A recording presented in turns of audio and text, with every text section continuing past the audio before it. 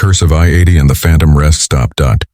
Night fell over Interstate 80, I-80, the central artery running across most of the American Midwest. For a long-haul trucker like Elias Thorne, this road wasn't just a job. It was a familiar maze of concrete and asphalt. But tonight the I-80 stretch cutting through eastern Wyoming held a different appearance. A dense, cold silence, as if the whole world had stopped breathing. A man in his early 30s, with a heavy beard and eyes darkened by sleep deprivation, Elias was fighting an uncontrollable wave of drowsiness. He had been driving for nearly 14 continuous hours, pushing to reach Cheyenne before dawn. His Mac Anthem truck, loaded with valuable electronics, rumbled steadily, but the familiar sound now felt like a deadly lullaby. The clock on the dashboard read 1:47 a.m. "I can't keep this up," Elias muttered, his voice hoarse. His eyelids felt impossibly heavy, and the streaks of light from oncoming traffic began to blur, filling him with intense anxiety. He recalled the company's stern warning: never stop on the highway or at unattended rest areas on desolate stretches after midnight. But he knew he couldn't continue. He had missed the last major truck stop an hour ago. Now only small dim blue signs promised a public rest area within a mile. Although it looked abandoned, it was at least a place to stretch his legs, gulp down a cold coffee from his cooler, and splash ice water on his face. He flipped the signal, and a feeling of excitement mixed with guilt washed over him as the heavy truck pulled off the main lane. The public rest area was tucked deep in an isolated zone, only 200 yards from I-80, yet seemingly belonging to another dimension. It was a vast gravel parking lot, surrounded by dense, dark pine trees bent by the wind. Only one small, dark gray brick building stood, with a single antique high-pressure lamp flickering, casting a sick yellow pool of light onto the ground. Besides Elias's truck, only one other vehicle occupied the lot: an old, moss-green sedan parked in the furthest dark corner, with no lights on. Memories of horror stories on the radio about stalkers at lonely rest stops flashed through his mind. A chilling fear began to crawl up his spine. Elias was normally a pragmatic man, but the silence here was unnatural. It wasn't the usual quiet of the night. It was an absence of sound, as if the air had sucked out every noise. He locked the truck securely, deliberately making a loud click sound with the door lock to chase away the tension. As he stepped down, the icy Wyoming wind hit his face. He turned his back to the truck, heading for the restroom building, and then he heard it. The sound was very subtle, almost lost in the wind whistling through the building's window cracks. A moan. Elias froze. He stood still, holding his breath, listening. The moss-green sedan remained motionless in the darkness. This time, the moaning was clearer, like a faint scratching of fingernails on metal, coming from behind the restroom building.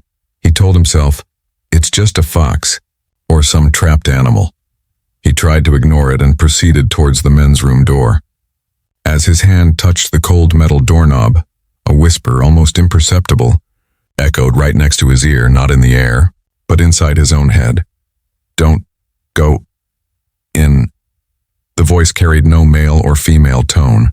It was merely a low, vibrating frequency band.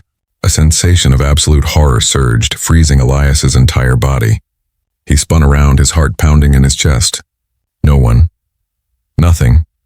Just darkness consuming the pine forest and the old sedan.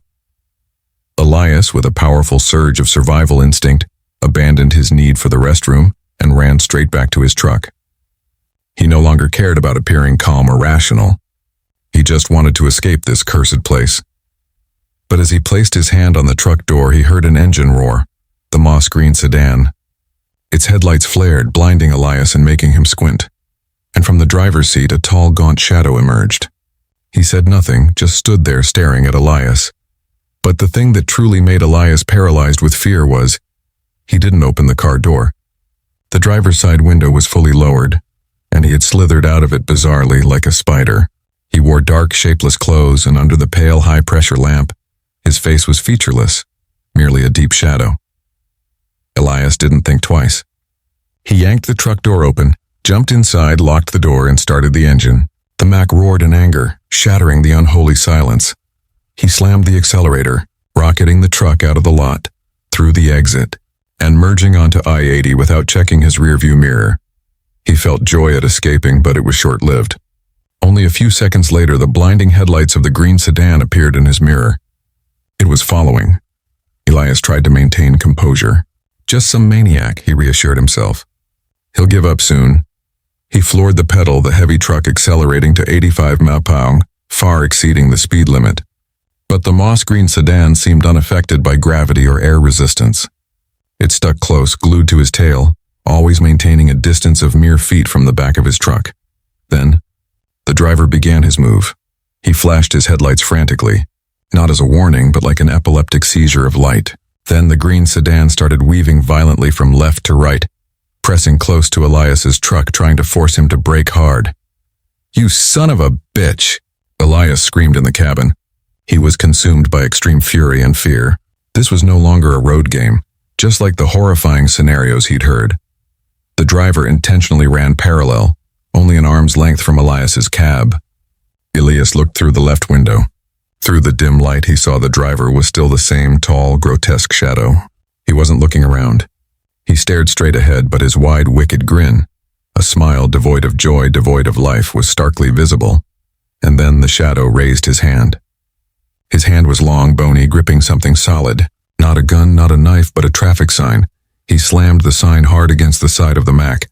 Crash! The horrible, sharp noise echoed through the sealed space of the cabin. The warped metal was torn open, leaving a long, gruesome scratch on the truck's body. The truck wobbled. Elias gripped the steering wheel, his back drenched in sweat. Elias knew that if the figure continued, he would lose control and flip the truck. He had to do something now. He saw a sign ahead. The next exit was a secondary federal route, leading to Glen Rio, an infamous ghost town on the New Mexico and Texas border, known for stories of trapped souls. Fine, you bastard, Elias gritted his teeth. If you want to play, I'll take you somewhere with no light left. Elias signaled and began changing lanes. He sped up, overtook the green sedan, and then, with a decisive turn of the wheel, he violently steered into the off-ramp, dragging the pursuing maniac behind him. The magnificent I-80 faded behind, giving way to absolute darkness and the narrow, jagged side road, heading straight toward the haunted town of Glen Rio. The midnight hunt had just begun. The Ghost on Highway 17.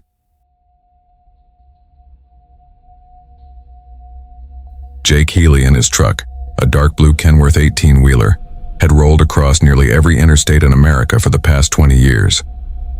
For Jake, trucking wasn't just a way to make a living. It was a philosophy of solitude. He loved the stillness of the night, the feeling that the world was asleep while he alone kept the great machine of life moving. Tonight, he was on Interstate 17 in Arizona, a long, endless stretch of asphalt cutting through harsh desert and bone-dry mountains. North of Phoenix, there were no lights, no rest stops, just a velvet black sky filled with billions of cold, distant stars. The dashboard clock read 3:05 a.m.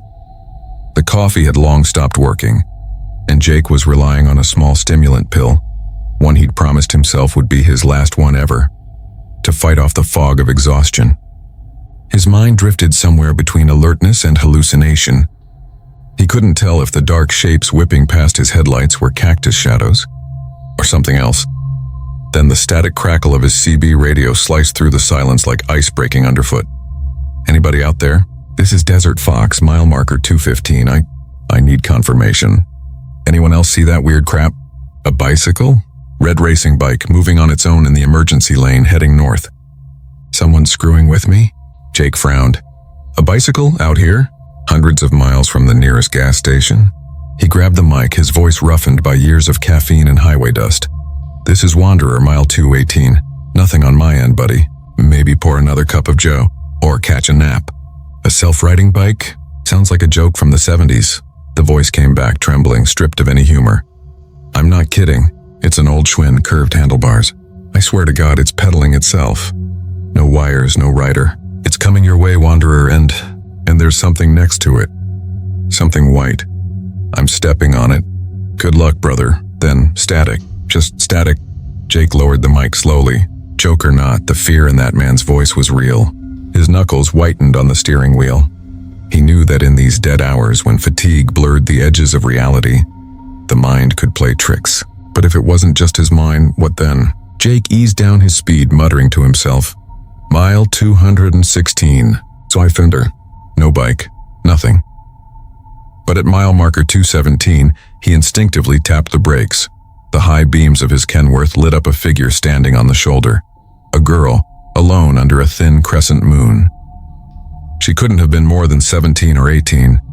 She wore a white summer dress, old-fashioned, fluttering slightly in the cold desert wind, and she was barefoot. She faced away from him, staring into the darkness of the desert, her long black hair spilling down her back. Every instinct told Jake to keep driving, but the fatherly ache in his chest wouldn't let him. "Solitude's one thing," he muttered. "Being abandoned's another." He pulled the air brake. The hiss of compressed air filled the night, and the 18-wheeler rumbled to a halt. Rolling down his window but keeping the engine running, he called out, "Hey, you lost, kid? Where's your car? It's not safe out here. Hop in, I'll get you to the next stop. Rattlesnake Grill's just a few miles up. They've got a warm meal and a bed." The girl turned around, and in that instant Jake wished to God he'd kept driving. Her face was young, beautiful even, but her eyes weren't eyes. They were black, flat voids, not brown or blue or green, just holes where light went to die. Her dress under the headlights wasn't just torn, it was soaked. Stained dark brownish red like old blood and mud mixed together. She said nothing, just slowly raised her right hand and pointed behind him. Jake turned, glancing at the right mirror. Nothing but empty night. When he looked back, she was gone, but she wasn't. She was standing directly in front of the truck, inches from the chrome grille. Pure terror, raw and physical, seized Jake's chest. He could see the torn skin on her arms, the still wet stains on her legs. She lifted her left hand ever so slowly and tapped one finger against the grille. Talk. The sound was cold and hollow, like bone against metal. Jake didn't think. He slammed the gas pedal to the floor. The Kenworth roared, tires spinning before gripping the asphalt and launching forward into the night. He didn't look in the mirrors. He didn't blink. He drove like a man possessed. 10 miles later, his panic ebbed just enough for him to glance in the mirror. The road was empty. He exhaled shakily, wiped the sweat from his face, but his hand kept trembling. He flicked the wipers. Nothing. Then he saw it. Right there, dead center on the windshield. A small reddish-brown handprint, child-sized, smudged but unmistakable. He tried wiping it with a tissue. It wouldn't budge. Not dirt, it had seeped into the glass, and beside it, a hairline crack embedded in that crack, was a severed pinky finger, still with a chipped pale pink nail. Jake screamed, a raw broken sound anchor, and stomped the brakes. The rig skidded, but there was no crash. He didn't need to look. He knew. Whatever that talk had been, it wasn't a greeting. It was her marking her spot. Jake didn't linger. He couldn't. He gunned the engine, tearing south down I-17. He tried to throw the severed finger out the window, but each time he touched it, a freezing pain shot up his arm, so he dropped it. It stayed there on the cab floor by the gear shift. A tiny horrifying reminder that what happened was real. He checked his mirrors. Nothing but black highway. Yet he couldn't shake the feeling that something was with him. At mile 240, he spotted lights, a roadside diner called the Rattlesnake Grill. Civilization. He stumbled inside, pale and trembling. The waitress, a woman in her 60s named Martha, gave him a kind but knowing look. "You look like hell, Jake. Coffee?" He nodded. When she poured it, his hands still shook. "Martha, you ever hear about something weird happening up on I-17, around mile 217? Maybe a girl, or a bicycle?" Martha froze mid-wipe, her expression unreadable. "Oh, that stretch. Every driver asks about it sooner or later." "No, you're not seeing things." She set the mug down gently. "Her name was Mary, about 30 years ago. Just a kid trying to hitch a ride home. A Kenworth, yeah, same model as yours, hit her right there at 3 a.m. Driver never stopped. They never found him. Just the bike, and part of her." Jake felt his throat tighten. Martha lowered her voice. "They say Mary never stayed there. She still wants that ride home. But nobody dares pick her up anymore. 'Cause if you stop, she rides with you till she reaches her destination, and she won't get out till she's there." Jake swallowed hard. Destination? Where's that? North, Jake, the place she left from. About 300 miles up. She just wants to finish her last ride. Jake left the diner in silence, his thoughts spinning. He was heading south. Her destination was north. He'd gone the wrong way, and she'd caught up to him. Back in the cab, Jake grabbed a screwdriver, pried the pinky loose, cutting his hand in the process, then wrapped it in a napkin and taped it shut inside the glove box. He couldn't throw it away. Somehow he knew it was the only thing tethering him to her, or maybe keeping her from taking him entirely. As he sat back in the driver's seat, he smelled something. Not diesel, not coffee, damp earth, and lilac, faint, old, and haunting. He looked over at the passenger seat, empty, but under the soft glow of the dashboard lights, he saw it, a faint indentation on the leather cushion, like someone had just sat down. Jake decided to keep driving south. I just need to get off I-17, he told himself. Make it to Phoenix, drop the load, and take a damn month off. But an hour later, things began to change. From behind the trailer came a noise, faint at first, then heavier. A dull thud, thud, thud, like something big shifting inside. Just the cargo moving, he muttered. 18 wheels, yoink, happens all the time. But the sound grew rhythmic. Thump, thump, thump. It wasn't random. It was deliberate, like someone knocking from inside the trailer. Jake's pulse quickened. He glanced into the right mirror and froze. In the reflection, a pale shape flickered near the passenger window. A white dress, a smear of red, a figure standing just behind his shoulder. He jerked his head around, nothing. Empty seat. But when he looked back into the mirror, the reflection was still there. Those black hollow eyes staring straight into his. And then, the girl nodded, slowly. Jake grabbed the heavy flashlight from the dashboard, ready to smash the window and jump out. That's when he heard the voice. Not through the CB, not inside his head, right beside his ear. It was the voice of a young woman. Soft, melodic, but cold as ice water. You're not going south, Jake. You're going the wrong way. You have to take me home. Jake turned toward the passenger seat. This time she wasn't a shadow. She was there, no door had opened. No sound had announced her. She was just sitting upright, hands folded neatly on her lap. In her left hand she held something small, pale, and horribly familiar. Her own severed pinky finger. The one Jake had pried from his windshield. Her black eyes fixed on him, and for the first time her lips curled into a smile. Delicate and utterly wrong. You stopped for me, Jake. You said yes. You have to finish the ride. Her breath was visible in the cab, a faint mist curling in the air. The scent of damp earth and lilacs thickened until it choked him. Jake tried to scream, but his throat was dry. His foot slammed the brake. The Kenworth shrieked to a halt. Mary, the ghost, didn't move. She just stared, with a calmness that was somehow worse than rage. You stopped, she said softly. That's the rule of the highway now. I'll show you the way. Her hand, cold as steel, rested on the wheel. Not gently, but firmly. The truck began to move again. Slowly. Only this time Jake wasn't driving. He fought the wheel, but her strength was unreal, inhuman. The Kenworth turned around, heading north, back toward the stretch he'd tried to escape. Easy now, Jake. You were in such a hurry. We've got plenty of time, Jake begged her, voice breaking. Listen, please. I have a family. I'll do anything you wanted, just let me go. Mary's eyes, black and endless, flicked toward him, and for a moment he saw sorrow. You can't give me what I want, Jake. Except this. I just want to go home. My mother's still waiting. They drove through the night. The wanderer became a rolling coffin. Mary sat silently, guiding him past the mile markers, northbound toward the place she'd died. Every time Jake tried to veer off or slow down, invisible hands clenched the wheel. A stabbing pain shot through his chest, forcing him back into submission. By 5 a.m., the desert sky had turned gray. Mary whispered, We're almost there. Jake, the place I left from, she pointed to an old, unmarked exit. Nothing but a crumbling dirt road leading into a dead forest of pine. That's the old exit to Spring Valley. That's where I caught my ride. Turn in, Jake's gut twisted. If he drove that 18-wheeler down that muddy, narrow road, he'd never make it out. He knew it. No, Mary, I'm not going in there. You just want me to die with you." Mary turned toward him. For the first time, her empty eyes flickered, glowing faintly red, like embers. "I don't want you to die, Jake. I just want you to stay." She rose from the seat, her body dissolving into a rolling gray mist that filled the cab.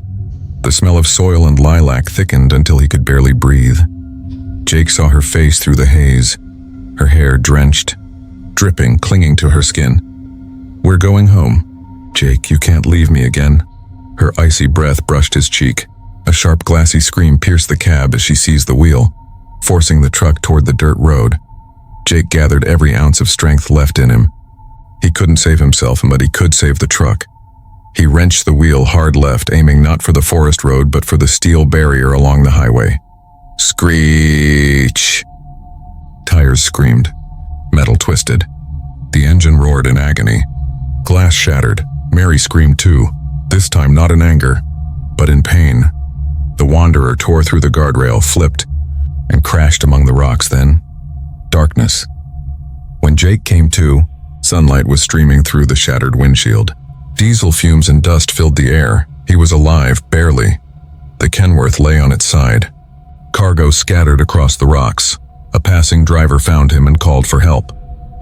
Weeks later, after countless hospital visits, Jake never climbed back into a truck again. Doctors said he had PTSD, nightmares, hallucinations, trauma. But Jake knew better. The police found no red Schwinn bicycle, no severed finger, no trace of anyone else. They ruled it driver fatigue. Case closed. But there was something strange. When Jake returned to the Rattlesnake Grill to collect his things, Martha handed him his leather jacket. "It's still damp." "Jake, smells awful." He sniffed it. Diesel, coffee, and beneath it, that same sweet, suffocating scent of lilac and wet earth. He knew then he'd escaped death, but not her. From that day on, Jake lived in sleepless nights, staring into the dark, listening to faint tapping sounds, a soft, steady tuck, tuck, tuck, like a single pinky finger against chrome. 2 years later, Jake was working as a night security guard at a warehouse outside Phoenix. At 3:17 a.m., he turned on the radio. A local news report came through. Authorities are investigating a strange truck accident on Interstate 17 near mile marker 217. The driver claims he stopped to help a barefoot girl in the middle of the road, but no one else was found at the scene. The truck was overturned, and eerily, an old red Schwinn bicycle was discovered standing upright in the lane, its front wheel still spinning slowly. Jake turned off the radio, closed his eyes. He knew. The ghost didn't want him dead. She just wanted a ride home, and once she's in your truck, she never gets out. Mary's still out there and on Highway 17, waiting for the next kind-hearted driver to stop, waiting to finish her last terrible journey. And maybe, just maybe, a part of her is still sitting in that dark blue Kenworth cab, waiting for Jake to come back and settle the debt of the road.